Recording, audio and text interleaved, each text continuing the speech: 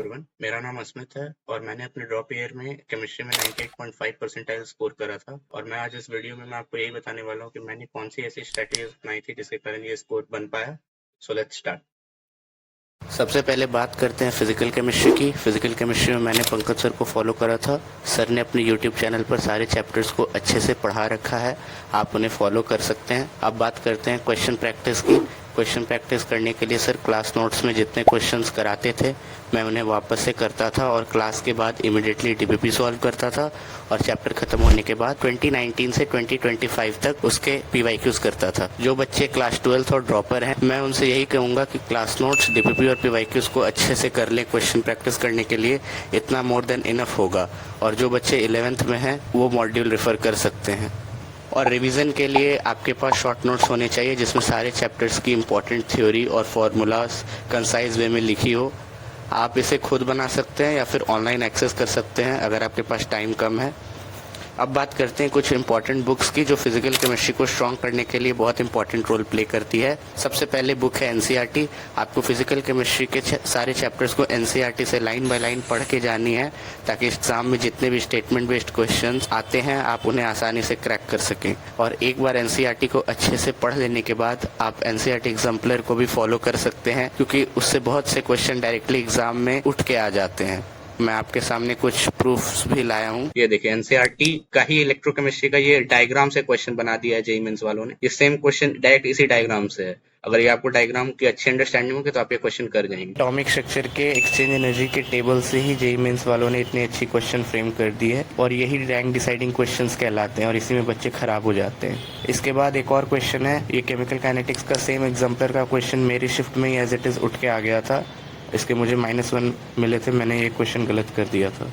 अब बात करते हैं इनऑर्गेनिक केमिस्ट्री की। इनऑर्गेनिक में मैंने क्लास 11th में राहुल डूडी सर और 12th में एटीएस सर को फॉलो करा था।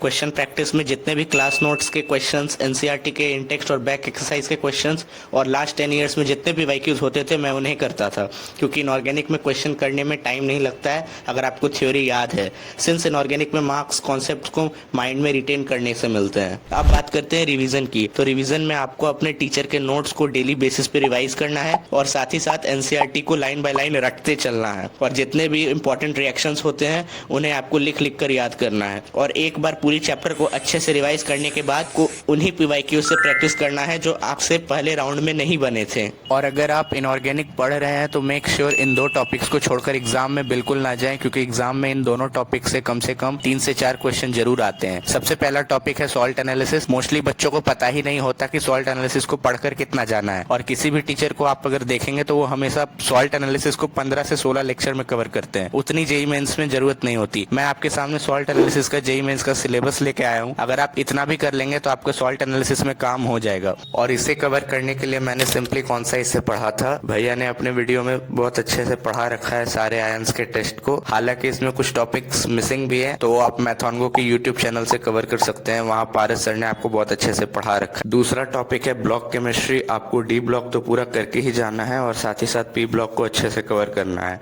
जेईई मेंस 2024 के बाद जब से पी ब्लॉक का वेटेज रिड्यूस हुआ है तब से पी ब्लॉक को कवर करने में बहुत दिक्कत आती है और इसे कवर करने के लिए मैंने मोहित भैया के यूट्यूब चैनल से पढ़ा था। वहाँ इन्होंने सारे ब्लॉक केमिस्ट्री के चैप्टर्स इवन फिजिकल और ऑर्गेनिक को डिटेल में एनसीईआरटी से लाइन बाय लाइन एक्सप्लेन कर रखा है रिवाइज्ड सिलेबस पर। और ये आपको एनसीईआरटी के हाईलाइटेड पीडीएफ्स भी देते हैं जिससे आपको एनसीईआरटी पढ़ने में बहुत आसानी होगी। ऑर्गेनिक में मैंने अगेन पंकज सर को प्रयास बैच से फॉलो करा था। ऑर्गेनिक को स्ट्रॉन्ग करने के लिए आपको रिएक्शन मैकेनिज्म और रिएजेंट्स को अच्छे से कवर करके जाना है एग्जाम में।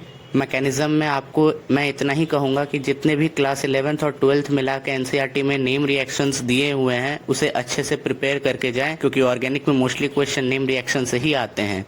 और बात करें रिएजेंट्स की तो आपके पास एक रिएजेंट शीट होनी चाहिए जिससे आप पूरी ऑर्गेनिक को एग्जाम के 2-3 दिन पहले तक एक बार अच्छे से रिवाइज कर सकें। और इस प्रॉब्लम को सॉर्ट करने के लिए मैंने पंकज सर की फेमस मैकेनिज्म मंत्रा वाली बुक को फॉलो करा था। उसमें सर ने सारे रिएक्शन के मैकेनिज्म्स, रिएजेंट्स के फंक्शंस और कंपाउंड के कॉमन नेम्स को अच्छे से एक्सप्लेन कर रखा है। आप इसे भी फॉलो कर सकते हैं। अब बात करते हैं क्वेश्चन प्रैक्टिस की। तो सर जो भी क्लास नोट्स में क्वेश्चंस कराते हैं उसे आपको बहुत अच्छे से रिवाइज करके जाना है क्योंकि नोट्स रिवाइज करने से होता क्या है कि आपके टीचर आपको बहुत सारे क्वेश्चंस के एक्सपोजर नोट्स में ही दे देते हैं। इससे आपको ऑर्गेनिक में डर कम लगने लग जाता है और आप जितने भी टेस्ट सीरीज के क्वेश्चंस देखेंगे, एक्चुअल जेईई मेंस के पीवाईक्यूज देखेंगे, तो वो नोट से ही डिराइव्ड क्वेश्चंस होते हैं और आपको एक्स्ट्रा बुक्स करने की कोई ज़रूरत नहीं होती। क्लास नोट्स के बाद आपको डीपीपी इमीडिएटली सॉल्व करना है और चैप्टर खत्म होने के बाद आपको लास्ट 5 इयर्स के पीवाईक्यू सॉल्व करने हैं। और बात करें रिवीजन की, तो आपको नोट्स की थ्योरी के साथ एनसीईआरटी को पढ़ते चलना है और रिएजेंट्स और मैकेनिज्म्स को डेली बेसिस पे रिवाइज करना है। और ऑर्गेनिक में प्रैक्टिकल ऑर्गेनिक केमिस्ट्री को जरूर करके जाइएगा, क्योंकि इससे भी 2-3 क्वेश्चन एग्जाम में जरूर आते हैं।